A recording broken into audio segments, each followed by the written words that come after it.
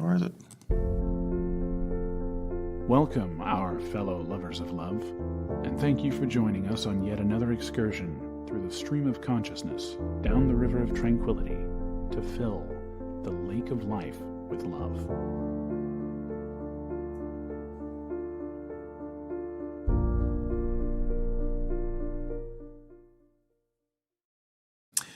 And good evening, our lovers of love out there. Lubby, I guess, is not feeling very well. She's in bed sleeping, so we get me.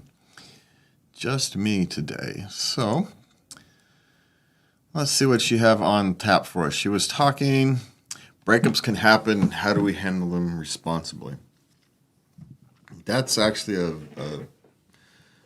a good subject, because it's easy to break up badly. You let emotions get the better of you. You seek revenge instead of seeking to move on with your own life. Or you feel hurt, so you want to lash out, and all the various things that we do. Or you sulk and you live in your sadness.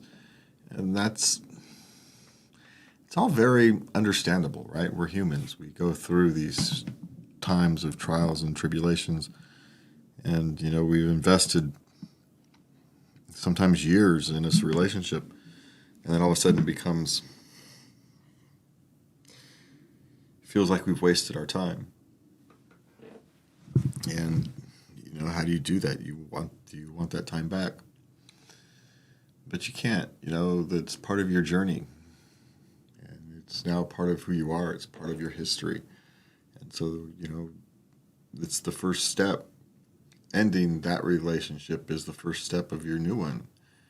And so the questions become, how do you want to perceive yourself? Do you want to be the best of yourself, or do you want to be the worst of yourself? Do you want to be,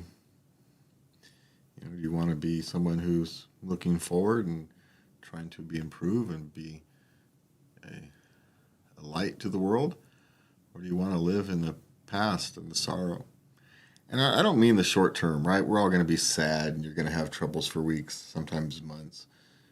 Sad and you're missing, and you feel lonely and all that. I'm talking grand scheme of things, your general approach. There's nothing wrong with spending a few days or even a week or so in a pity party, maybe even a month, depending upon how long it's been. But you don't want to live there. And I think that's part of the important part of, any breakup is, how do you want to start your new life?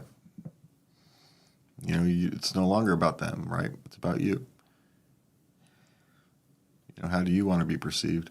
How do you want to perceive yourself? Are you going to be happy with how you move forward? As we always say, forgiveness isn't about the person you're forgiving, it's about you, so you can move on without carrying that baggage around. And how much of that baggage from that last relationship do you really want to carry around with you? That's a good question, right? Do we want to carry it around? But anyway, if you go to latenightlove.us, you can see the... where did it go? You can see the article she had lined up for you. 20 reasons for relationships breakups. We can go through some of these quickly. 13 breakup tips. My God, I can speak. 13 breakup tips when you need to end a relationship. How to get over being dumped. Tips for handling a breakup. And 11 breakup survival tips that don't involve positive thinking. Let's take a look at that one. Just for quick. 11 breakup survival tips. So we've got: don't make big decisions. You're not thinking clearly, so don't do that. Unfriend them on Facebook, right? No stalking. Just move on. Completely agree. Get on. Exercise. Just keep your busy. If it's exercise, if it's engaged in a hobby, volunteer, just keep yourself busy. Yeah. If you're going to drink, turn off your phone. Just block it in the drawer or something. Give it to a friend. No 2 a.m. texting. Connect with friends. Yeah, reconnect. Redo your bedroom so you move on. Eat healthy or don't, whatever. Just don't keep it going for too long. Yeah, again, the pity party eating, it's fine. Just make sure you monitor it so it doesn't become habit. Yeah, they're gone. They're not going to come back, but you have to become the new you because it is a new you, right? You're no longer, that person's no longer part of you. And that's the problem with the relationship. You actually lose part of you. Or it feels like you're losing part of you because you had grown to be part of one. And so, yeah, that makes sense. Yeah, don't meet up as coffee. Don't do anything as friends, at least not for a while, right? Until you've moved on. Both of you have clearly moved on. Yeah, look forward. Don't look backwards. Don't look what you've lost. Look at what you've gained. And 1 day, 1 hour, etc. at a time. That's those 11 tips. Here's 5 tips to get over being dumped. Again, let's keep busy. Talk it out. Find a friend.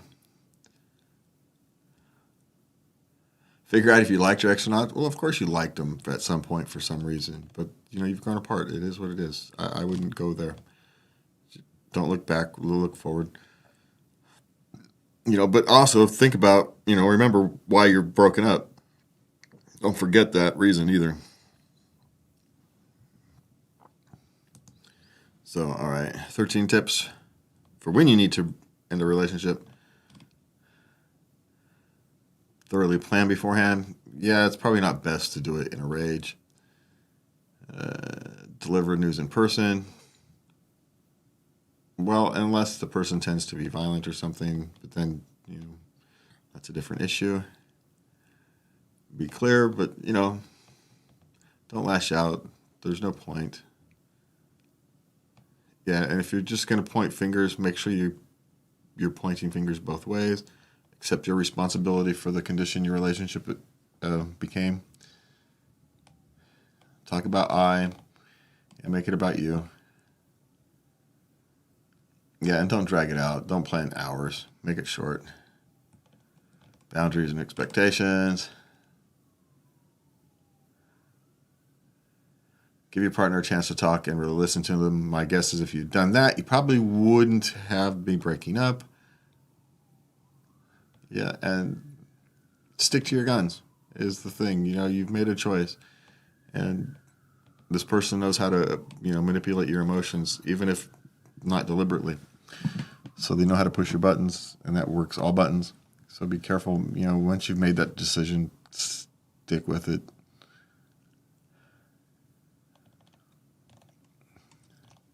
And that's kind of that one. All right, we've got I'm going to go through these quicks. Reasons for breaking up. What you got? Communication skills. That's the number one reason. Of course, you don't know how to deal with problems. I don't even know if it's poor communication skills. It's you get out of the habit of communicating, right? Then you forget how, and then you don't do it, and then it becomes awkward to start communicating deeply again after you haven't done it in a while. And so, I don't necessarily know if it's skills, but the lack of proper communication. You lose the emotional connection. You're not friends. Depends how you define friends.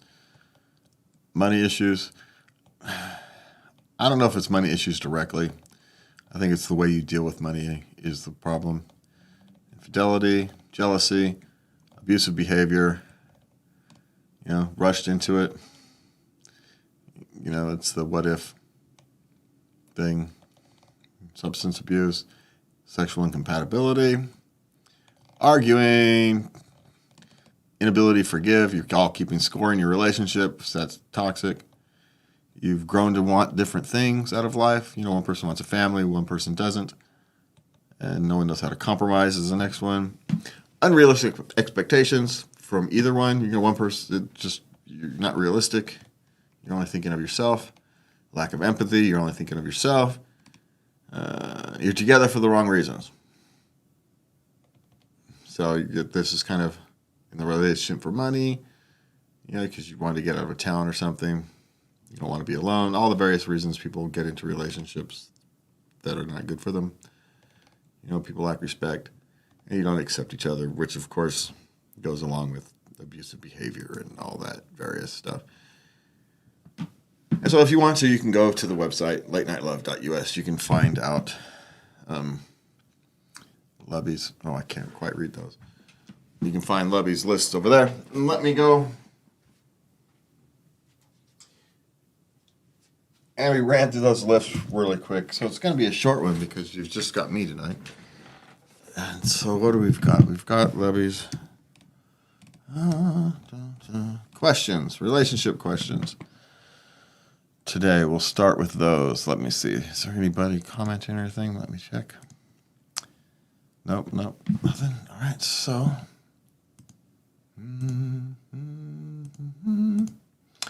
All right, relationships.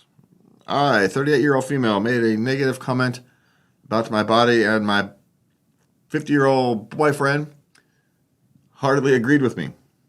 What was he trying to accomplish? Nothing. He was likely being honest. If you have a negative view of your body, he's going to have, what is he supposed to be, blind? Now, it may not be smart for him to say it, but at the same point, he wasn't trying to accomplish anything. If he was thinking about something, he wouldn't have thought it. So it was an offhanded comment where he just wasn't thinking through and got himself in trouble. That happens a lot. And part of the problem is you women tend to take it personally when we're just saying, because we don't mind. When we've got a beer belly, we don't mind to talk about a beer belly. And so once you talk about, something that you're uncomfortable with, we think that you're comfortable talking about it because we are. And so he doesn't know how to read the room is probably more likely what happened, rather than he has some goal he's trying to accomplish. So, that's kind of what I would think, rather than there's some underlying agenda, like he's secretly trying to get you to work out or eat better or whatever it is. So I would doubt that, unless he has a history or something like that. All right, my 31-year-old boyfriend doesn't like when I go clubbing with friends. She's 26-year-old female. Just how to get him to understand you love music, dancing with no thoughts of cheating. Maybe it's got nothing to do with cheating. Clubs and stuff with people with drinking tend to be dangerous. Maybe he doesn't like clubbing and he just wants to spend those evenings with you. It's hard to know. It may not really be cheating. Cheating may not be the real issue. It's just the one that's feels most impactful, so that's the argument that you use, when realistically it's probably a deeper combination, a more nuanced argument than just cheating. And so maybe there's some way you can find a compromise. I don't know. But I would look for the deeper meaning there. And maybe it is just simple jealousy, and he's not going to get over it, and you're just going to have to, you guys, he has to accept being uncomfortable, and you're going to have to accept him being uncomfortable. Sometimes relationships have those things in them that never really dealt with. It's just, is it a deal breaker thing? And the reality is you're going to grow out of the clubbing thing before too long, likely. So, just tell him to wait it out. Would be my advice to him, would be to wait it out. That's the difference. That 5-year difference makes a difference on issues like this. But in 5 years, it will no longer be an issue. Okay, boyfriend, 25-year-old male, constantly jokes around about knocking me up and locking me in as a 24-year-old female. We only started seeing each other 2 months ago. Is he serious? Probably more serious than he thinks. It just means he likes you and he doesn't want to lose you. It's a bit of a crass way, but he's of expressing that. But he's 25. He probably doesn't know how to express the fact that he actually likes you, And so it's just clumsy. You would, how you want to proceed is up to you. You can say, hey, I really don't like you joking around like that. And how he responds to that is a good, indication of how much he's going to respect you going forward. Says, look, that particular joke, I like joking around. It's fun. I don't even mind it coming at me. But this one makes me uncomfortable. Can you not joke about that? And if he respects that, then, you've got someone who's willing to grow and change and evolve, which is a good starting point for a relationship, where you can have these conversations and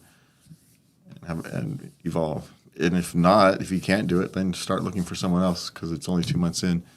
And that lack of respect for another human being's feeling is a warning sign of immaturity at the least. Okay. And it's not your job to mature them, even though women often mature men, but it's not your job. It's just one of those things that happens.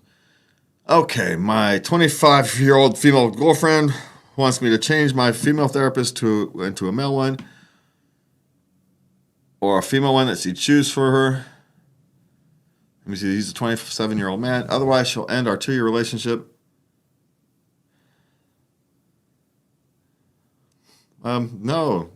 Do you give in to your girlfriend and walk away from the therapist? No, you don't give up your therapist for your girlfriend. That's controlling behavior. It's like your girlfriend telling you to get a new doctor when you're perfectly happy with your doctor. No, be very, very careful about someone who wants to interfere with your mental health and therapy. I would more likely walk away from your girlfriend than your therapist. Someone who's been in therapy for 15 years, because she should respect you enough to accept your judgment on your therapist. I mean, I'm just saying, because it's hard to get a new good therapist, and it's hard to make good progress, and you don't want to back up. And quite frankly, is an issue between you and your therapist, not her. She needs to stay in her lane, and if she can't, it's time for you to move on. Controlling behavior is controlling behavior, and it's a harbor sign of abusive behavior, and you're vulnerable because you just are, so be very careful. Okay, what do we got next? Parenting issues. Let me check something real quick. Okay, we're good. 4-month-old suddenly waking up in the wee hours, 1 to 3 a.m., and babbling. It's cute, but why? Because it's babies and they're continually changing. What? You had a baby that wasn't waking up between 1 and 3 a.m.? That's the more astounding part. It's just babies evolve and change, and they'll change in a month, 6 weeks, next week, tomorrow, who knows? They'll change again. So there's no rhyme to reason it just because they do. So just let it be. Enjoy it while it's there. Anybody else have a toddler who insists on a new pair of socks every time you go out during the day, and none of them can match? Matching socks are evil. Well, I've had unique toddlers, yes. Whether it's the socks that they choose their unique thing or is not unusual, I suppose, is just what they kind of focus on at the moment. They're toddlers, don't worry about it. It is, it's cute. They're toddlers. No one cares about their socks. So, and, quite frankly, you probably need to change their socks 3, 4, or 5 times a day anyway, so it's not such a big deal. All right, how do I get my spacey ADHD 13-year-old to flush the toilet? She's been potty trained for a solid decade now and still doesn't flush. Are you sure it's just ADHD? I'm going to assume you've had conversations with her and it's just not getting through. So my question is it something other than ADHD? But there is, if you must go, and if it is something like autism or some other issue where maybe she doesn't want to touch the handle. Maybe she's a germaphobe. She has issues with the germs. You can get one that works off of a sensor. And so, you can deal with that is one way you can You can look at it, or, you know, make sure there's gloves or something she can wear when she wants to flush the toilet. I'd find out why.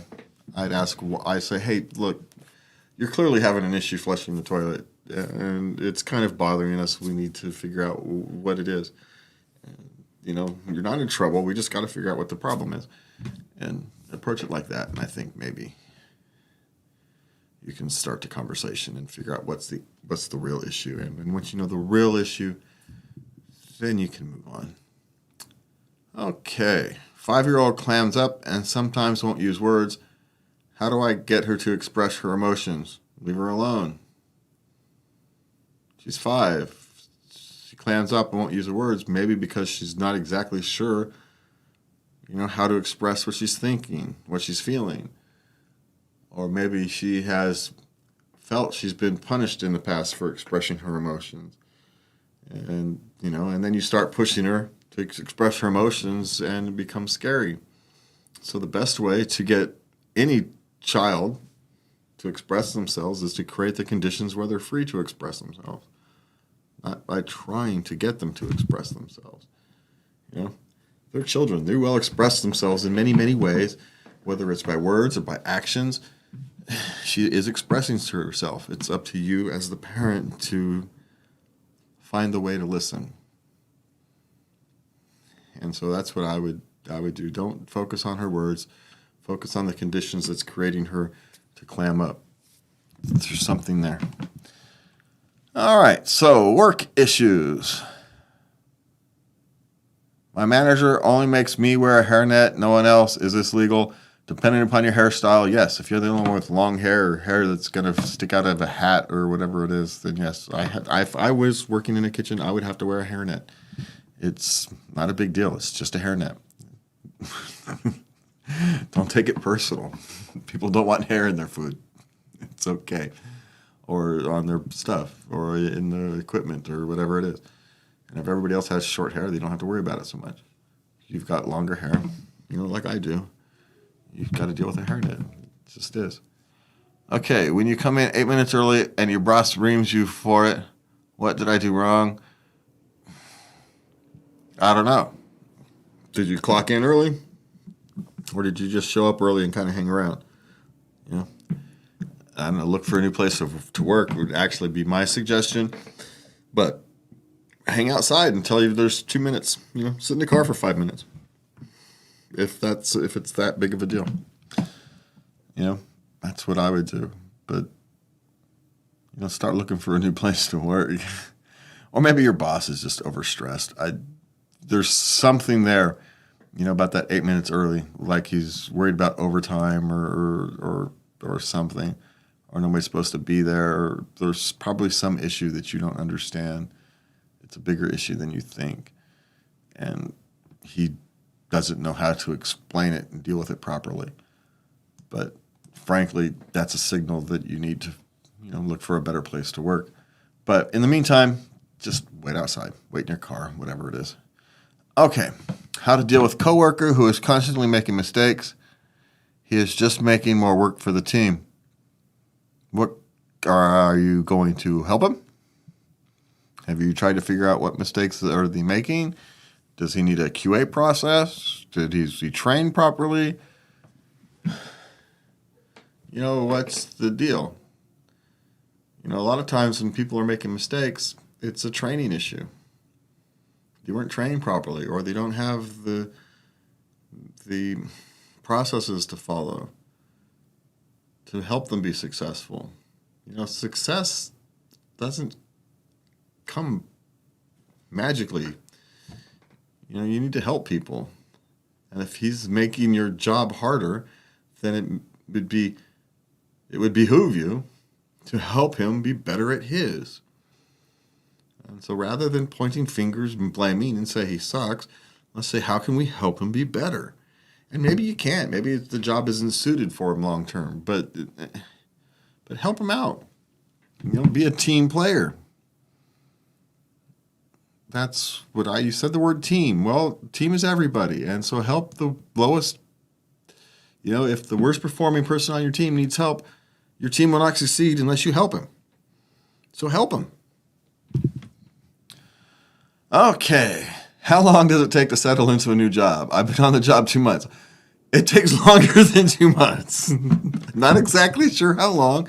Every job is different, and it doesn't always take longer than 2 months, but the fact that it takes longer than 2 months to settle into a job, it took me 6 months to settle into mine, 6 months to settle into mine. And if you're relatively young or it's a vastly different experience, it might take a while.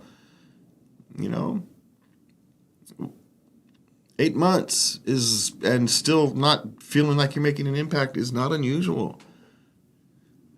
These things take time. Your teams have to be built, your skills have to be built, you all have to work together, and maybe it's a training issue. Maybe you didn't get the training that you needed, and maybe you don't know how to ask for the training that you need. But those are solvable problems, and I think that you can do that, But no, this is 2 months. It's not long enough for you to worry about in terms of getting settled in. You're just learning where the toilet paper is and where the stuff is supposed to be filed. It's fine. It's perfectly normal. Okay, we've got some... Man, I'm fast. I go quick without Lubby here. Okay. Sex, asking for consent, ruin the mood, or improve it. Well, it depends on the individuals involved and their relationship. I mean, consent comes in many forms. And so if, it's a new relationship you damn well better get consent. If you're a married couple, you know what nonverbal consent and stuff is. You know how to respect each other and not have to, kind of break the mood of the spontaneity and all that stuff. You know how to do that. That's part of the joys of being in a long-term relationship is that, you don't have to walk on eggshells and navigate every single piece because you know how to do that non-verbally. But if you're in a beginning relationship or something, you damn well have to ask for consent. And you have to talk it through just because that's what human respect is. But also it's how you build your relationship. There's more to asking for consent than just asking for consent. You're establishing boundaries in your relationship. You're establishing expectations that you respect the other people. And, you may only have to do it a couple times before they tell you, hey, I'll tell you no if you go ahead and start if you initiate advancements, I know how to say no. And so there's lots of ways relationships evolve, but in the beginning, you damn well better ask for consent. And as your relationship moves on, how that consent is transmitted will evolve. She only comes from oral. Is this normal? Well, it's normal. I mean, normal. It's within the range of what people would consider normal. Yes. People get stimulated differently. And some people prefer one thing over the other, right? It's just the way humans are wired. And she's wired to, respond from oral stimulation. There's nothing wrong with that. And that's the only way she has found that someone can help her reach climax, then that's the way she's going to ask. Now, is it entirely possible that someone else with a different set of skills can make her reach her orgasm? Yeah, it's entirely possible.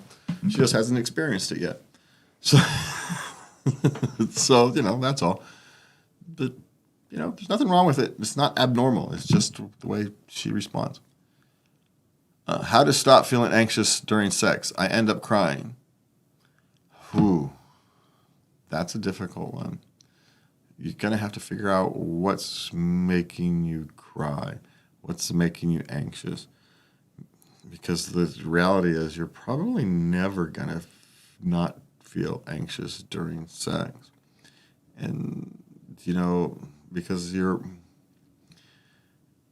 it's one of the most intimate relationships and things you're going to do in your life, right? You're giving yourself to somebody, and you're at a very vulnerable point. And if you've been burned in the past, even if you don't consciously remember it, it can come up, and that anxiety can be triggered.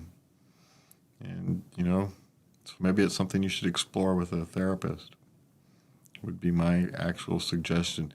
Because sadly, you probably will never be able to completely get over that anxious feeling.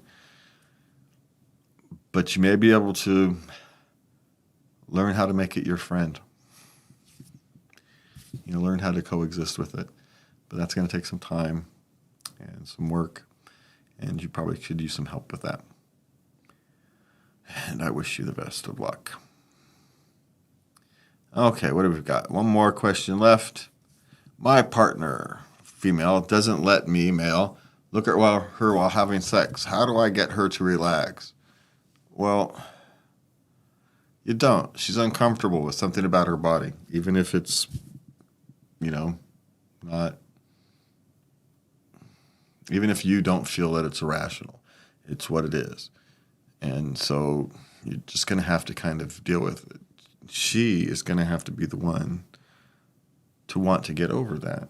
Now, you can express to her during times, not during when you're having sex, during a conversation elsewhere, no pressure, is that you would like to be able to be more fully engaged during sex. And that means you like to look at her, and you would like to help her figure out why you can't, why it makes her so uncomfortable. And, tell her it makes you feel disconnected. You want to be able to see the person you love. Men are visual creatures, and you want to see the person you love. And that it kind of,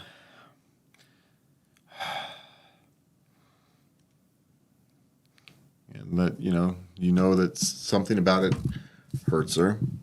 Something about being seen during sex hurts her, and that, you want to figure out a way to navigate that situation that respects both her and you. And, it's probably a trip to a therapist for her, I would think, but, we've got Mental Health Awareness Month, I think, is next month, so it's time for that. These are issues that we all are dealing with. And especially when it comes to sex, it's even more difficult because it can be tied to trauma that people don't want to deal with.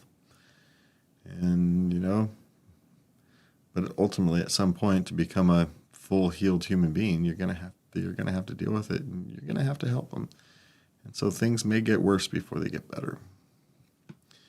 And that goes along back to, the breakups. You didn't break up for nothing. Life wasn't good.